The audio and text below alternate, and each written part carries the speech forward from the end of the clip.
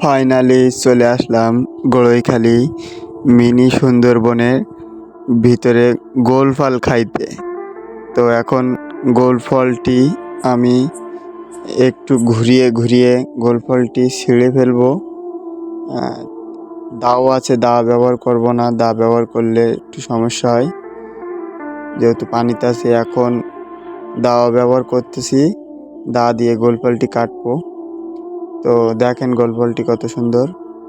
তো এখনও মনে হয় গোল ফল ভালোভাবে হয় নাই। তো গোল ফলের ভিতরে পানি আছে, সেটা আমি চুমুক দিয়ে খাচ্ছি। তো আপনারা খাবেন নাকি? তো গোল ফল দেখা যাক, আরেকটা কাটি, দেখি কেমন হয়। এটাও পানি, হেভি লাগতেছে খাইতে। গোল ফলটি দেখেন, মিনি সুন্দরবন কত ছোট, বেশি একটা বড় না।